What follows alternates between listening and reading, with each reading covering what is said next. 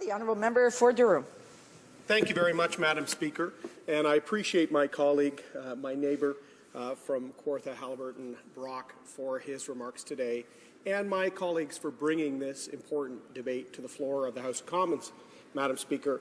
And in many ways, here we are within about 140 or so days of a new government, and we're already fearing the elimination of something that should be a unifier, not just for this Parliament, but for Canadians, Madam Speaker. And yet, we brought this debate to the floor of the Commons because we feel the Office of Religious Freedoms and our ambassador, Ambassador Bennett, is at risk of cancellation or at least dilution in their mandate, Madam Speaker. And that's clear from some of the remarks of the government today in this debate. And why should it be something that unifies this House? I'll share with my colleagues a quote from a prominent Canadian upon news of the creation of this office, Madam Speaker. And he said at the time, in relation to this office, I quote, "We think an initiative like this is the kind of thing that ought to have the support of all sides in politics." He went on to add, "The defense of religious freedom is unconditional. It applies to all religious groups. So I think a stout and courageous defense of religious freedoms overseas is a good thing for Canada." You know who said that, Madam Speaker? The previous leader of the Liberal Party of Canada, Michael Ignatieff. That was his comment with respect to the then, at the time, Conservative proposal about the creation of this important office. I agree with him, Madam Speaker. Now, I found in these short 140 days of this Parliament, I'm quoting a lot of Liberal leaders, Madam Speaker. I've quoted in relation to the withdrawal of the ISIL mission, I quoted King, Pearson, John Manley, Lloyd Axworthy. I'm fearing my friends, particularly my friend from Calgary, Mundapore, may be questioning my bona fides as a Conservative, especially today, quoting Michael Ignatieff. But I do that, Madam Speaker, for a reason. Because this Liberal government under the Prime Minister is changing the Liberal Party of Canada, Madam Speaker. And I don't think enough Canadians see how quickly he is doing that. And the comments from Michael Ignatieff on the creation of this office demonstrate that in spades. Their previous leader, Madam Speaker, defended the creation of this important office and this important position and the fight for religious freedom and tolerance around the world.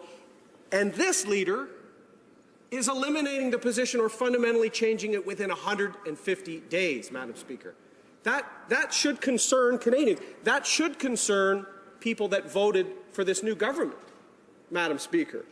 In his remarks, in fact, Mr. Ignatieff, in response to his support for the creation of this office, mentioned, and many of my friends have mentioned, these groups that have been persecuted abroad for years and in some cases centuries, Madam Speaker. He mentioned the Coptic Christians in Europe or in Egypt. He mentioned members of the Baha'i faith in Iran, Jews, Christians. He mentioned China, where the rights of religious freedom are heavily restricted, Madam Speaker.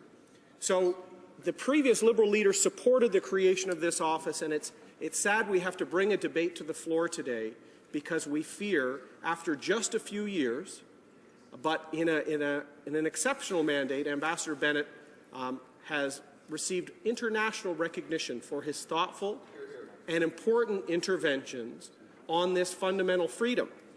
And I'm going to use the next few minutes of my remarks, Madam Speaker, to remind my colleagues how, as Canadians, we are here with this important office and an ambassador promoting religious freedom and tolerance around the world, Madam Speaker. It's a natural extension of Canadian values.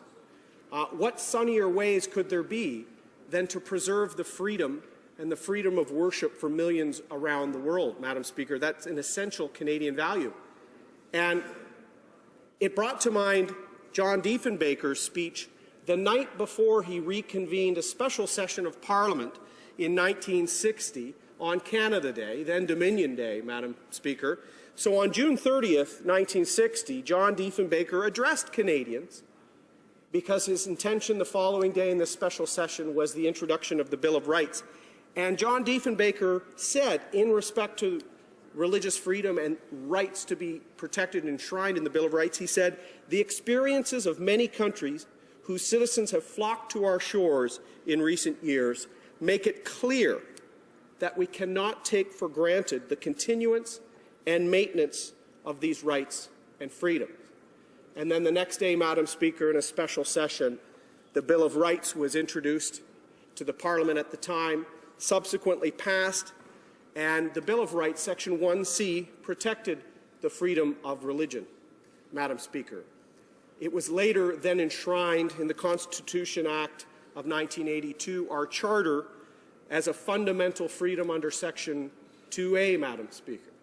So again, the Conservative Bill of Rights from the Diefenbaker government, the Charter of Rights under the Trudeau government, secured religious freedom as a fundamental pillar of the rights and freedoms we enjoy here, and the values we therefore promote and protect abroad, Madam Speaker.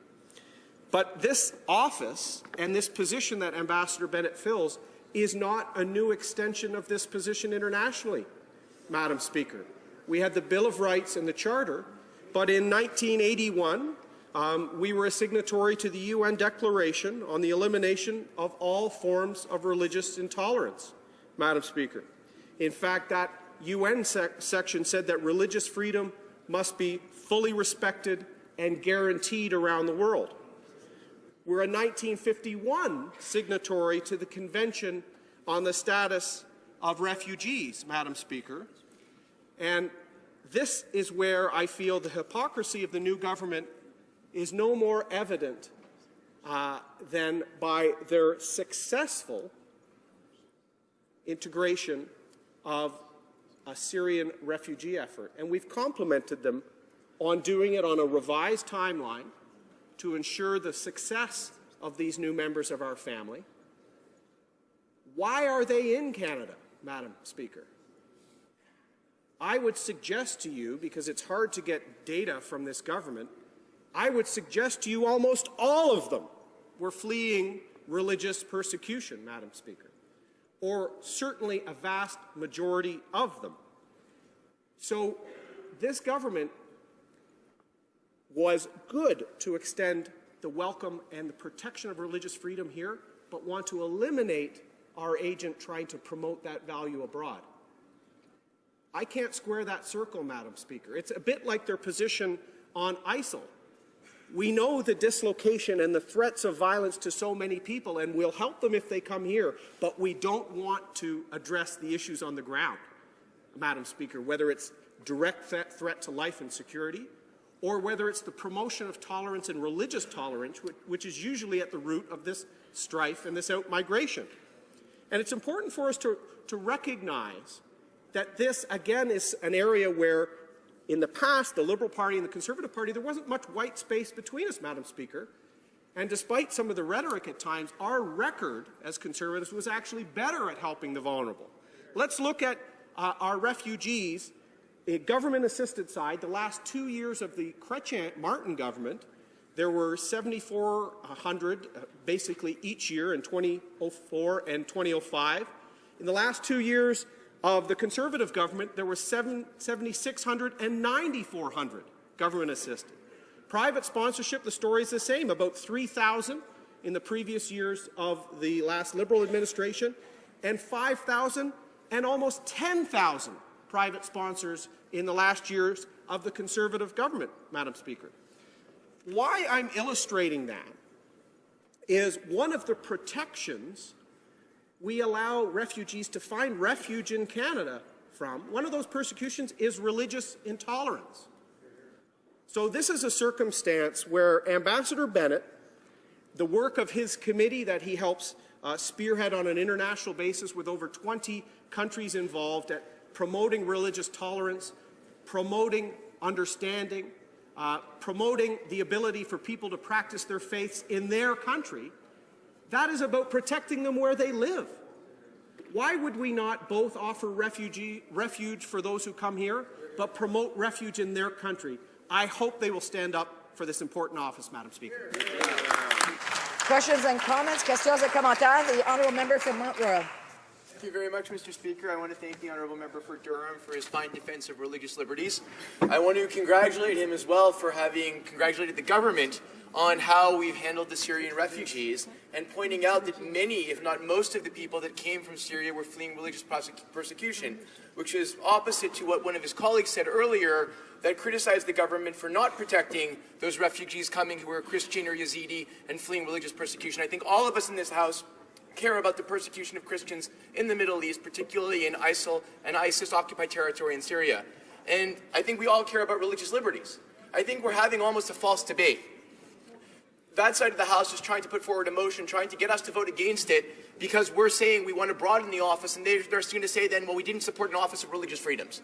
We want to support an office of religious freedoms within a broader context because all fundamental freedoms are important. So I'd ask the honourable member for Durham why the motion put forward is insisting on supporting the office with its current mandate as opposed to putting forward a motion that would have said supported all of the work of the Office of Religious Freedoms in either its current or an enhanced form, in which case both sides of this House would have supported it, Mr. Speaker.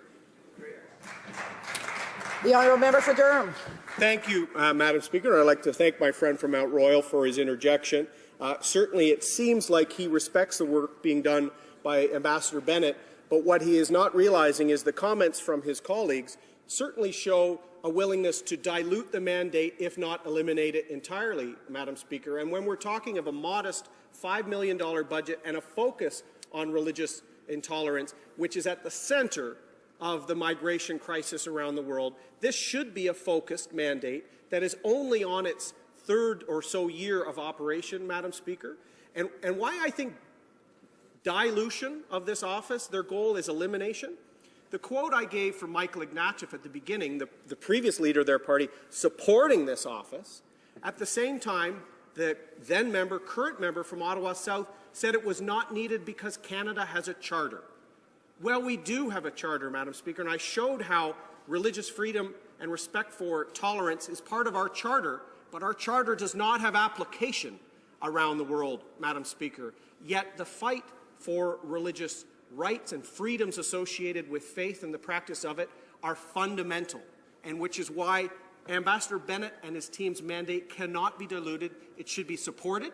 And if the government wants to do more through trade or international development on institution building and other things, they can do that concurrently, Madam Speaker.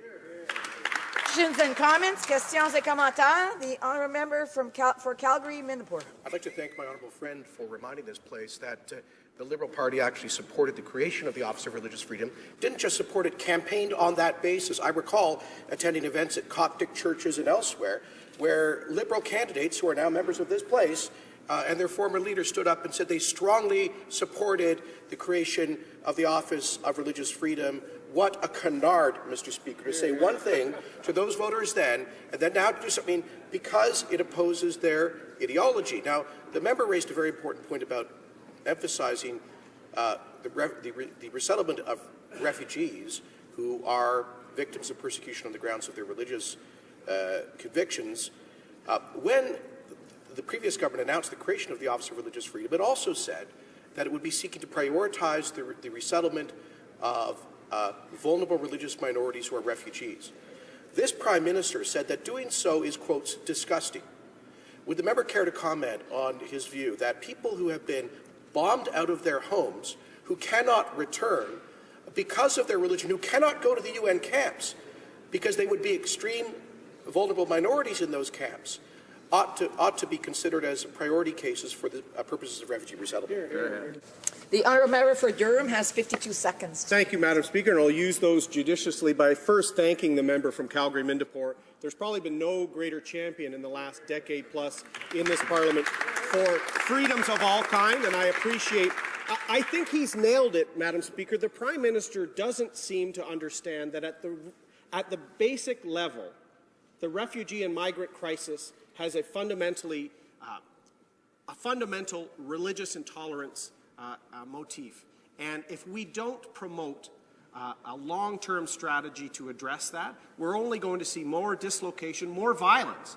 So while I quote former Liberal leaders in the House, I don't do that because I joined the party. It's because they're moving the party, Madam Speaker. And I think a lot of their own members who campaigned, as he said, in favor of this office are now embarrassed that they're going to eliminate or dilute it. Thank you.